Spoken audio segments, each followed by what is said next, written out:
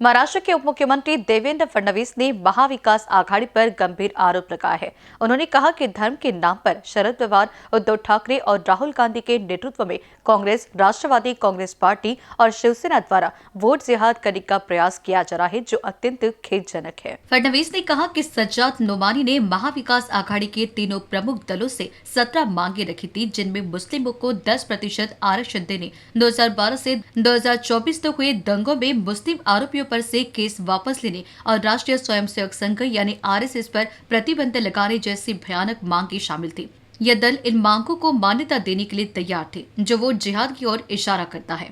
मला असं वाटतं की अतिशय खेदजनक आहे की अशा प्रकारे धर्माचा वापर करून शरद पवारांचा पक्ष, उद्धव ठाकरेंचा पक्ष आणि काँग्रेस हे या ठिकाणी वोट जिहाद करतायत।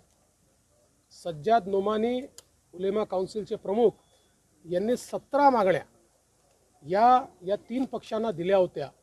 या मागण्या देखील इतक्या भयानक आहेत। 10% आरक्षण मुस्लिमांना द्या।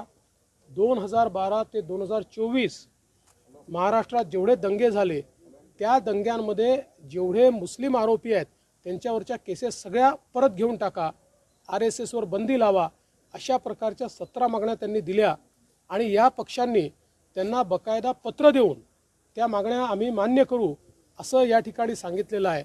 आणि आता ते सज्जाद नोमानी सांगतायत, अपील करतायत आणि सांगतायत वोट जिहाद करा।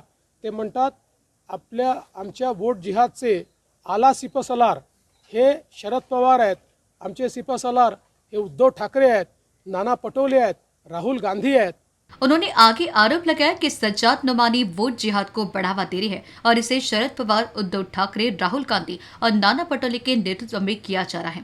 फडणवीस ने कहा कि इस प्रकार के सांप्रदायिक ध्रुवीकरण को महाविकास आघाड़ी बढ़ावा दे रही है, लेकिन भारतीय जनता पार्टी इसका कड़ा विरोध करेगी। निवडणुकीमध्ये इतकं लांगुल चालन या देशाच्या इतिहासामध्ये आम्ही बघितलं नव्हतं। एक प्रकारे केवळ पोलरायझेशन करण्याकरता, अल्पसंख्याक मतं मिळवण्याकरता अशा प्रकारे जर या ठिकाणी हा विरोधी पक्ष महाविकास आघाडी काम करत असेल तर त्याच्या विरुद्ध आपल्याला निश्चितपणे सगळ्यांना एक व्हावंच लागेल।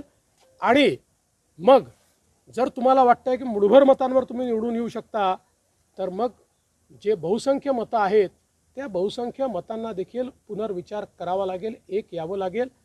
आणि याहीपेक्षा भयानक आज नोमानींचा दुसरा व्हिडिओ आलेला आहे, ज्या व्हिडिओमध्ये ते असं म्हणतात की काही लोकांनी लोकसभेत, काही मुस्लिम समाजाच्या लोकांनी लोकसभेमध्ये भाजपला मतदान केलं, ते शोधून काढा आणि त्या लोकांचा दानापाणी बंद करा आणि त्यांना सोशल बायकॉट करा।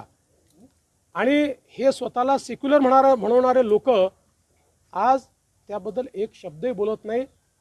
ही जी एक प्रकारचे एक्स्ट्रीम पोलरायझेशन करण्याचा प्रयत्न हा जो काही महाविकास आघाड़ी करते है त्याला आम्ही निश्चितपणे उत्तर देऊ। फडणवीस ने ये भी कहा कि महाविकास आघाड़ी द्वारा अल्पसंख्यक मतों के लिए किए जा रहे इस प्रकार के प्रयासों के खिलाफ सभी को एकजुट होकर खड़ा होना होगा। उन्होंने कहा कि यह भयानक है कि महाविकास आघाड़ी के लोग, जो खुद को सेक्युलर बताते हैं, इस मुद्दे पर चुप है। गुन्हा आहे, तुम्हाला कोणाला सोशल बॉयकॉट करता येत नाही, हा गुन्हाच आहे। म्हणूनच किरीट सोमय्यांनी आता त्या संदर्भात एक इलेक्शन कमिशनकडे तक्रार देखील केलेली आहे। ते एक है तो सेफ आहे जे म्हणत होते ती भीती आता खरी ठरते का या सगळ्या याच्यात? दिसतच आहे। म्हणजे प्रधानमंत्री महोदयांनी जे सांगितलं की आपल्याला एक राहावं लागेल, एक है तो सेफ आहे। आज काँग्रेस जाती जातीमध्ये विभाजित करण्याचा प्रयत्न करते आणि दुसरीकडे महाविकास आघाडी आणि काँग्रेस मिळून आपल्या सगळ्या जे काही मुस्लिम समाज आहे त्या मुस्लिम समाजामध्ये एक्स्ट्रीम पोलरायझेशन करण्याचा प्रयत्न करून ही निवडणूक ते जिंकू इच्छितात। त्यांच्याकडे या निवडणुकीला मुद्दा उरलेला नाही। त्यांनी कधी विकास केला नाही, ते विकासावर बोलत नाही, त्यांच्याकडे रोड मॅप नाही। त्यामुळे फक्त जातीवाद करून ही निवडणूक जिंकायचा त्यांचा प्रयत्न आहे।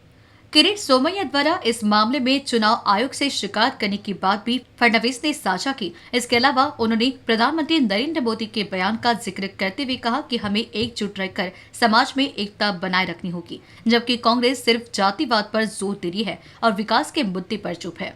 एनबीसी न्यूज के लिए अभिषेक पानसी की रिपोर्ट।